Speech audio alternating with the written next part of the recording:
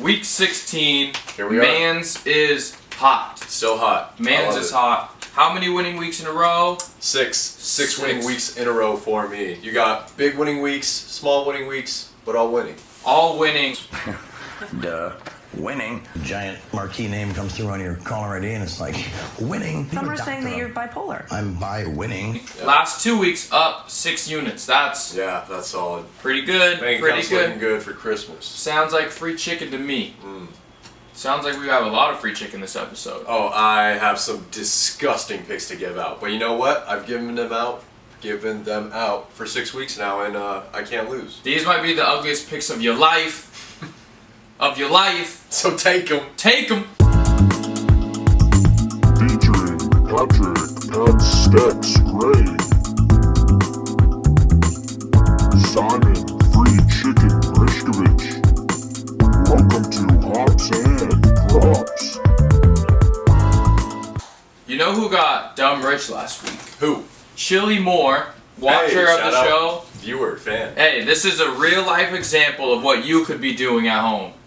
He bet $120 on one of the picks I gave out. What was the pick? Ryan Tannehill over 13.5 rushing yards. It hit. Man's cash to check. That hit by so close. I remember watching that game and it was borderline. That's a rider. Yeah, but you know who Real has an rider. extra $120 in their account right now? Chili Moore. Chili Moore, because he's a rider. I love it. Ride with us and ride with Big Wave Golden Ale from Kona Brewing. Ride the big wave. I think this is a pretty national one. So all of our national audience, I know you get upset because we only try Portland beers. Our international audience as well. Shout out to our Canadian our audience. Moscow friends. Yes. Yeah. Cousins? They use a different kind of YouTube. It's really weird. Don't ask me about it. Really? Yeah, it's called Yandex. Really weird stuff, man. It's like Is it very similar? It's like an Amazon thing. Like they control everything in Russia. It's really weird. Sorry, that's a whole different story. Uncle Vlad. I heard he rents out a full Vladimir Putin. Oh, my bad. I just don't even think about it. I heard he rents out a full ice rink and fills the stands, and people just cheer for him as he goes back and forth, no defense, and shoots the goal on his own. He'll go down, shoot it, get out, and the entire crowd goes crazy. No, this is a real story. No, there's some truth to that. There's NHL players that I've seen it. You know, he tries to invite NHL players to come and like play against him every year. That is exactly what it is. Oh, that's the thing. Yeah, and it's just him going by himself, and then they like watch. I love that, man. Awesome. He rocks. Love Uncle Vlad. Anyway, he's that man. This is gotta taste 4.4%. Big Wave, Kona Brewing.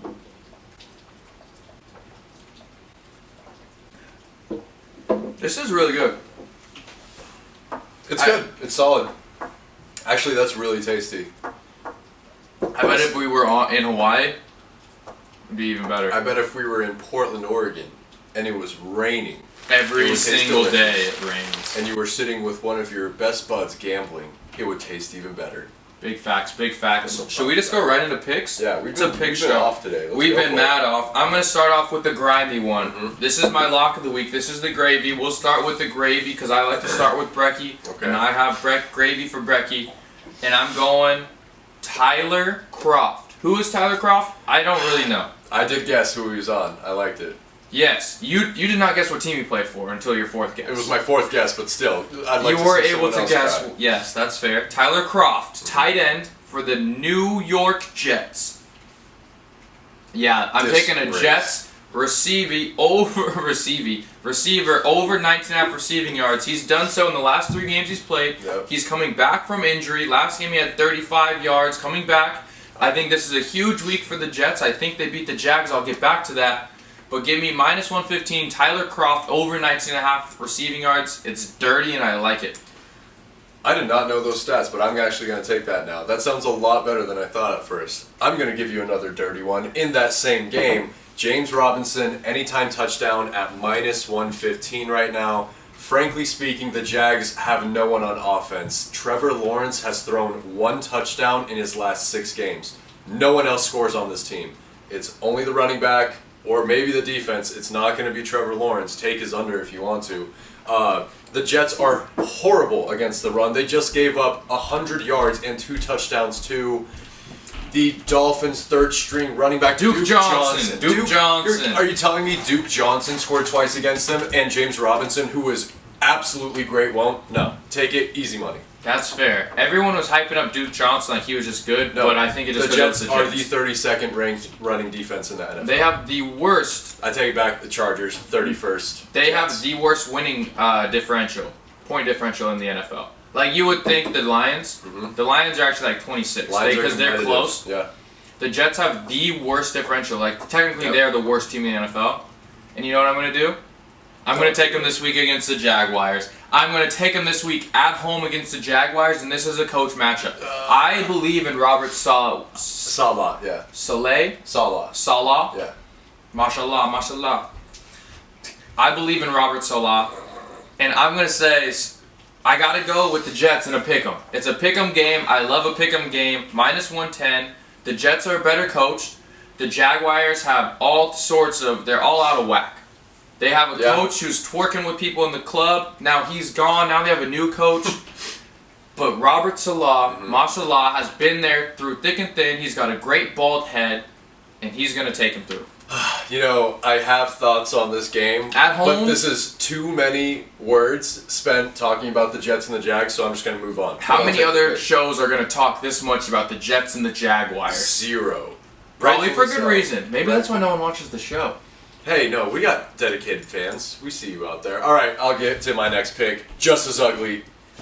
Terry McLaurin, under 59.5 receiving yards. Disgusting. Terry McLaurin is a solid player. The Washington football team, I almost said it, are getting back their quarterback Taylor Heineke this week, so they're looking for a bump. However, last time they played Dallas put Diggs on Terry McLaurin, and it was ugly. Go rewatch the highlights of that game.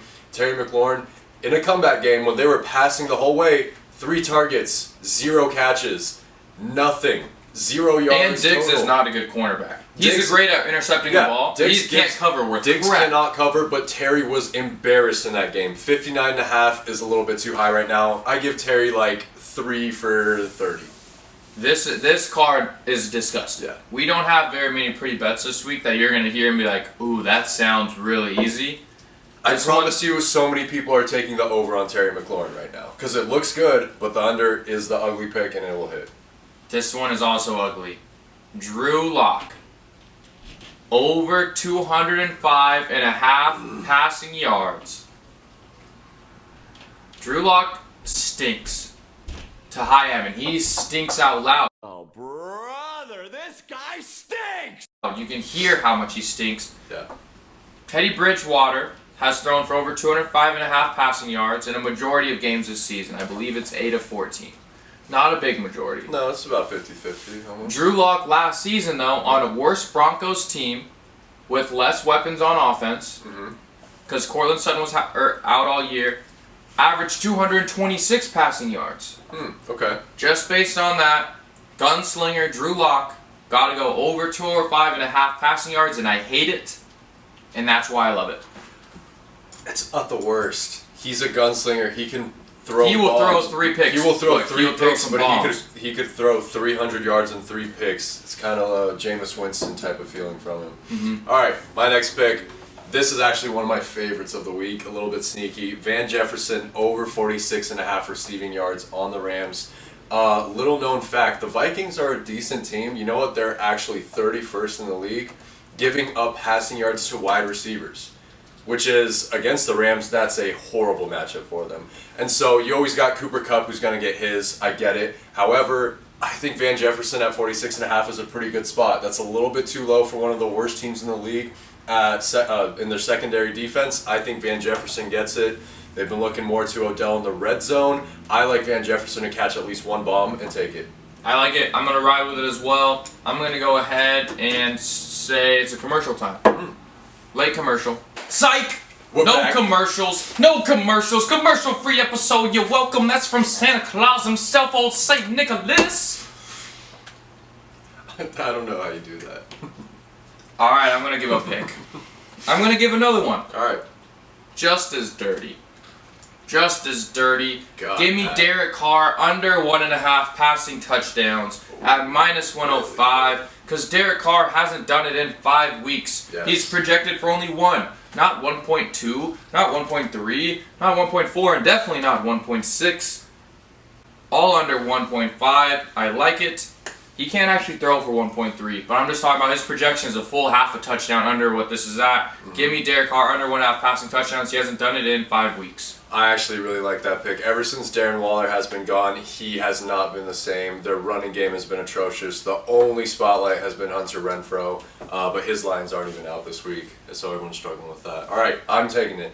My next pick, this one, I know you disagree with this. I will not take this one. But I love this pick, and I'll tell you exactly why.